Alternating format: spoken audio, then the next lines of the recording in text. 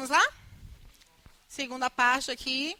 Costuma-se contar a história do samba em dois momentos opostos. O primeiro, quando os sambistas eram perseguidos pela polícia, que reprimia manifestações culturais dos negros e obrigados a tocar escondidos em vielas dos morros e fundos de quintal. No segundo momento, acontece o contrário. O governo passa a incentivar o carnaval e as músicas populares. Em 1995, com a publicação do livro O Mistério do Samba, o antropólogo Hermano Viana revelou que a mudança de postura com relação à música não aconteceu assim tão de repente. Estilos negros e populares faziam parte de festas dos ricos e famosos séculos antes de o desfile das escolas de samba virar uma festa oficial. Em 1802, por exemplo, o comerciante inglês Thomas Ridley escreveu que as festas dos baianos ricos eram animadas pela sedutora dança dos negros, misto de coreografia africana e fandangos espanhóis e portugueses. Até mesmo em Portugal, os músicos populares brasileiros eram bem recebidos. No final do século XVIII, poucos anos antes de a corte portuguesa fugir para o Brasil, o músico Caldas Barbosa, mestiço, filho de uma escrava, encantou a corte de Dona Maria I, a rainha louca, tocando funduns. Ah, não é F não, né? Desculpa, Lundos. Hermano Viana revelou também que o samba, em sua origem, tinha muito pouco de folclórico ou nacionalista.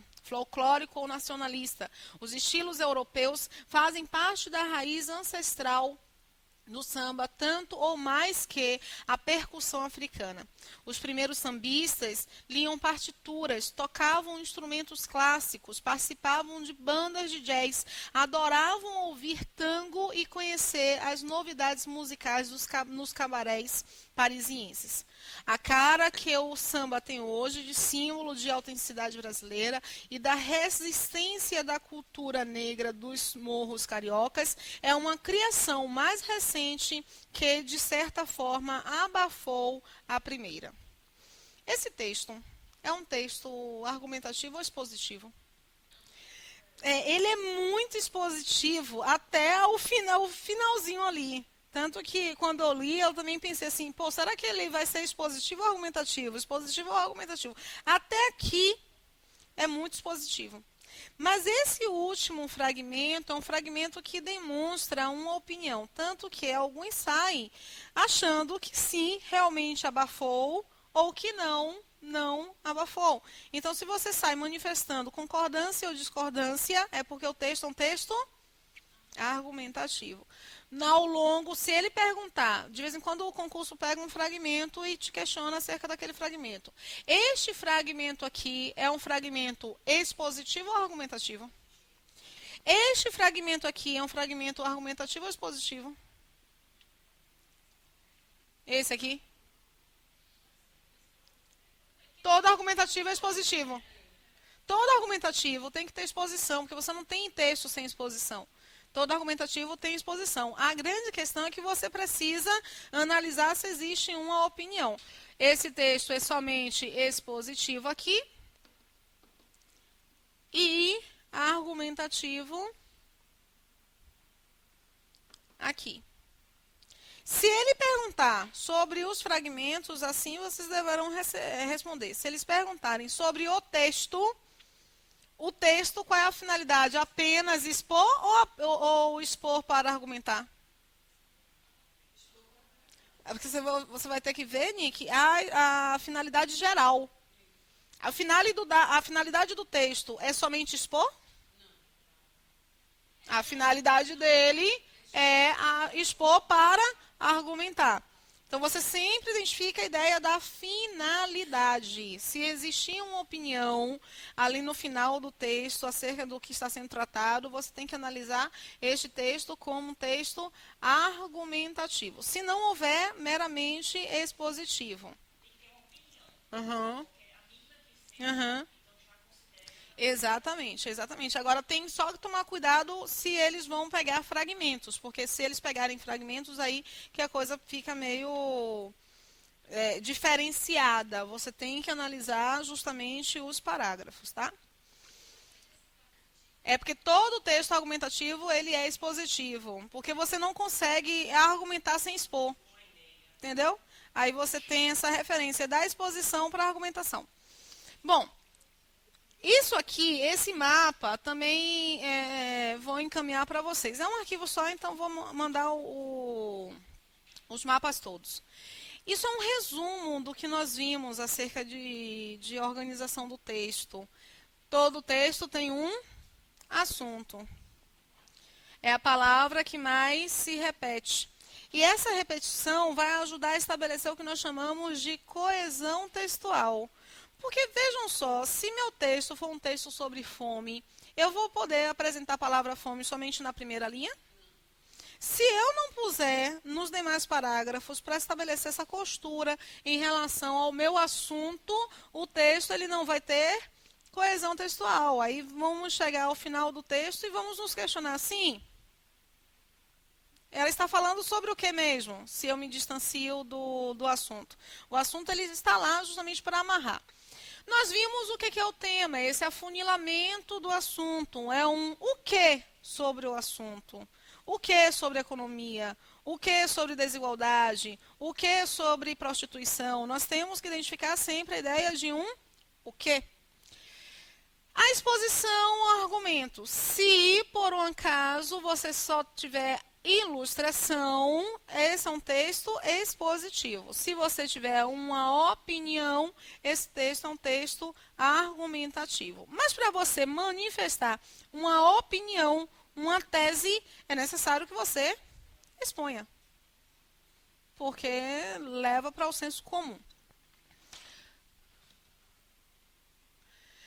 Segundo o texto, o negro aparece como o elemento criador do samba autêntico do início do século XX. Qual é o momento que nós percebemos? Vamos pensar um pouquinho no texto aqui, em como é que o texto se organiza. Samba é nosso assunto, não é? Tem dúvida? Não, samba é nosso assunto, está aí apresentado o tempo inteiro. E ele trata justamente da origem do samba. O samba, ele é somente africano? Não, olha as contribuições portuguesas, espanholas. Nós temos ali uma miscelânea de elementos. Quais são as ilustrações que ele apresenta? Ele faz uma análise histórica acerca de como o samba se desenvolveu e para, no final aqui, expor uma opinião. Isso aqui, portanto, falso. O enunciador. O que é o enunciador? Vocês sabem o que é o enunciador? Enunciação. Enunciação é o que se diz. Enunciador é aquele que diz.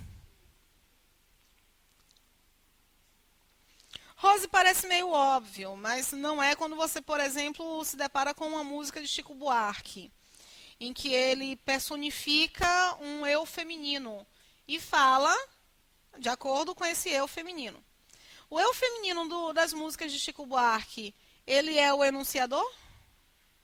Não. Ele é o eu poético.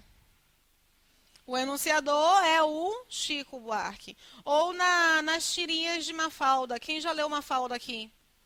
Mafalda, uma menina de 5 anos, criação de Quino, um argentino. E Mafalda é criada justamente ali no final da década de 60, quando muitas revoluções, muitas mudanças, muita ditadura pelas Américas. Nós temos em Mafalda uma menina de 5 anos que fala coisas de adulto, politizado. Quem está falando a Mafalda? Não. O enunciador da fala de Mafalda é Quino. que se apropria da personalidade de Mafalda, justamente para compartilhar seus princípios políticos, tá? Então é bom que a gente tome cuidado com isso, porque de vez em quando atrapalha um pouquinho. O enunciador, com a tirinha de Mafalda, Quino é o enunciador. O eu lírico é a Mafalda. Porque é uma persona criada para proferir o que o enunciador quer dizer. Essa enunciação ela é dita por esse eu lírico, mas o enunciador é Quino, no caso ali de Mafalda. O enunciador do texto não é Hermano Viana, mas o que ele faz? Ele se apropria da fala de Hermano Viana? Ele se apropria para concordar ou para discordar? Aqui ele diz que é para contestar. E ele contesta lá? Não. Ele usa como embasamento da sua observação. Ele não contesta, tá? Isso aqui, gente, parece claro na hora que nós estamos corrigindo uma prova, mas na hora do concurso mesmo, a gente não enxerga. Porque está tudo bonitinho. O enunciador em estudo apropria-se do discurso de Hermano Viana, as ideias sobre a origem do samba. Parece que você fica cego e não enxerga ali a palavra contestar. Por isso que é fundamental, quando vocês forem responder uma questão, sublinhem a questão, sublinhem as estruturas, porque sublinhando as estruturas vocês conseguirão fixar o que exatamente o quesito deseja de nós, tá? 3. Questões polêmicas sobre o samba em suas primeiras manifestações no país não são enfatizadas no texto. Não são? São. Ele trata, sim, das polêmicas que estavam no entorno dessas primeiras manifestações. Inclusive falando sobre a ideia de que começou a fazer parte somente depois de um tempo, e não, a nossa elite já utilizava o samba para as suas festas. Opa! Em estilos negros e populares faziam parte de festas dos ricos e famosos, séculos antes de o desfile das escolas de samba virar uma festa oficial. Eu não sei se vocês lembram, mas quando eu estava lendo esse texto, no início dessa segunda parte da aula, quando eu estava lendo, eu fraquejei nessa leitura aí. Vocês perceberam? Por que eu fraquejei? Eu não consegui ler. Eu tive que voltar.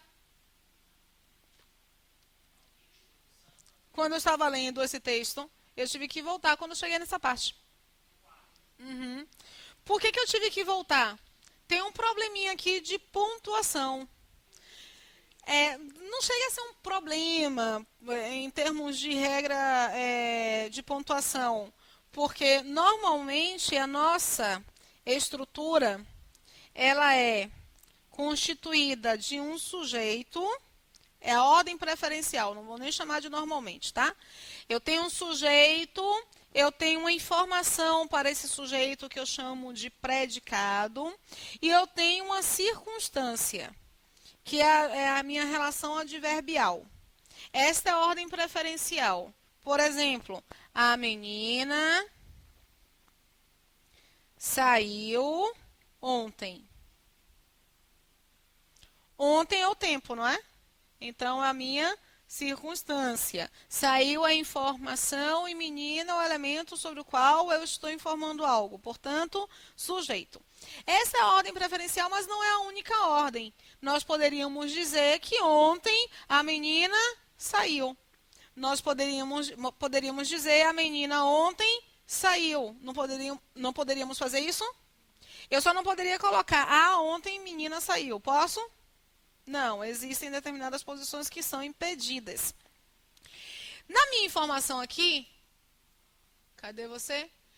Estilos negros e populares é a coisa sobre a qual se está informando algo, não é? O que fazia parte de festas? Estilos negros e populares. Faziam parte de festas dos ricos e famosos, é a minha informação. Neste tópico, séculos antes de o desfile das escolas de samba virar uma festa nacional, oficial, perdão, eu tenho uma circunstância de tempo, não tenho? Está na sua posição preferencial? Está aqui, ó, a circunstância fica no final. Normalmente eu não preciso ter pontuação separando. Nesse caso, por que seria interessante colocarmos uma pontuação? Para deixar o texto mais claro. Por quê? E isso tem a ver com o que eles estão perguntando, tá? Quando você não põe a vírgula aqui, parece que a informação famosos está se relacionando com séculos. E por que eu tive de retroceder na leitura? Para entender o que estava sendo apresentado. A vírgula aqui resolveria essa questão, iria isolar uma relação circunstancial, apesar de, na sua posição preferencial, uma relação circunstancial longa, tá? Mas ele não apresenta. Ele afirma que estilos negros e populares qualificam estilos. Tá certinho, não está? São estilos negros, são estilos populares. E ele afirma que ricos e famosos qualificam séculos. Se você não prestou atenção na leitura e teve aquele equívoco de achar que estava se relacionando por causa dessa ausência da vírgula, você nem volta para o texto. Porque não conseguiu ler. Essa aqui, falsa, tranquilamente nós conseguimos fazer, mas na hora da prova, a atenção prejudica um pouquinho. Por isso que a ideia do relaxamento é muito importante. A expressão, até mesmo em Portugal, constitui um discurso em que há um juízo de valor preconceituoso em relação à cultura brasileira. Eu convido 2 amigos para a minha festa de aniversário. Um deles vai, o outro não vai. Um belo dia, marco um almoço com os 2. E digo assim, ô Nick, até Dália foi para o meu aniversário. Eu estou qualificando você ou estou qualificando Dália? Estou qualificando Dália? Até Dália foi. Você não foi, mas até Dália foi. Dália que não iria, ela foi. Nesse caso, até que eu estou qualificando mesmo, né? Nesse caso, até que nós estamos qualificando. Normalmente, no entanto, o até dá um tom de desqualificação. Você desqualifica. Eu até já fiz. Olha, você está me pedindo isso, mas eu até já fiz. Eu estou fazendo o quê? Desfazendo o que o outro está me impedindo. Então, a gente tem que identificar no contexto qual é o tom que esse até vai gerar. O até ele pode me dar uma ideia de limite. Eu vou até a sua casa. Não é um limite? Eu até vou fazer. Não é inclusão? Eu até vou fazer o que você me pediu. Eu vou incluir. E eu tenho um até que indica uma ideia de preconceito. Normalmente, eles gostam de pegar uma mesma estrutura que se repete no texto. Aquela estrutura que se repete no texto e pergunta para vocês se elas estão apresentando a mesma referência semântica. Vejam que nós vimos 3 atés diferentes. O até de inclusão, o até de exclusão, o até de preconceito. Bom, até mesmo em Portugal, os músicos populares brasileiros eram bem recebidos.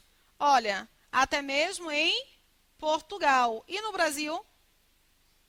O que ele apresenta aqui? A expressão até mesmo em Portugal constitui um discurso em que há um juízo de valor preconceituoso em relação à cultura brasileira. Poxa, até Portugal recebia. No Brasil, nós recebíamos, mas no Brasil seria natural. Estávamos aqui na nossa região. Mas até mesmo em Portugal. Eu tenho uma ideia de inclusão, mas eu tenho uma ideia de inclusão preconceituosa, porque você tem desqualificação da outra cultura que não seja a cultura portuguesa.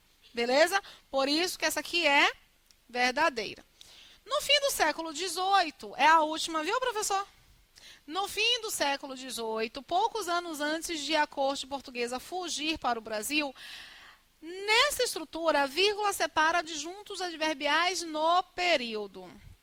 E aí a UFBA faz o seguinte: ao mesmo tempo que ela é extremamente semântica e trabalha com a interpretação de texto, ela lança uma questão de cunho exclusivamente gramatical. Então, você vai ter que saber determinadas funções, determinados conceitos, identificar se aquelas pontuações, se aquelas estruturas estão bem analisadas. Um ponto importante é que eles poderiam pegar todas as vírgulas aqui, olha. Vou mexer um pouquinho, que eu achei que ficou muito simples essa questão. Se ele pegasse todas essas vírgulas e indicasse que todas elas estão isolando um adjunto adverbial, vocês diriam que sim ou que não?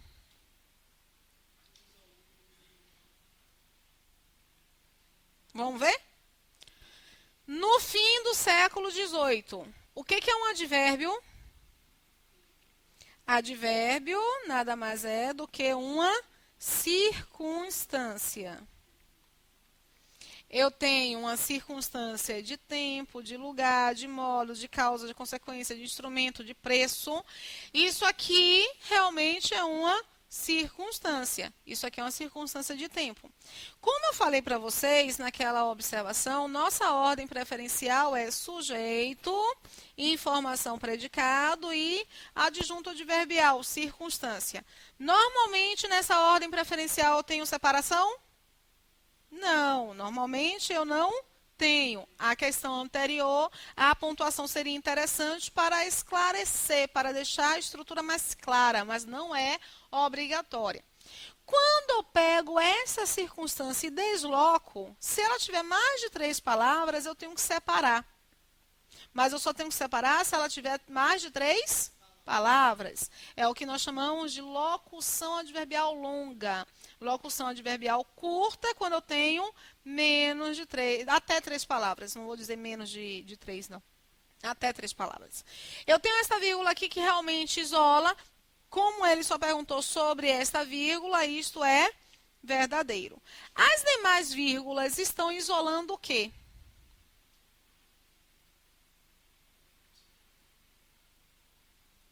Poucos anos antes de a corte portuguesa fugir para o Brasil, e o músico aqui. Poucos anos antes de a corte portuguesa fugir para o Brasil, isso aqui também é uma ideia de tempo, por isso que novamente tem a vírgula. E aqui a minha informação inicia, o músico Caldas Barbosa. E quem é esse músico Caldas Barbosa? Essa informação é uma circunstância ou uma caracterização? Ok, lá na prova ele poderia perguntar se estas duas vírgulas estão aí para isolar um vocativo, verdadeiro ou falso?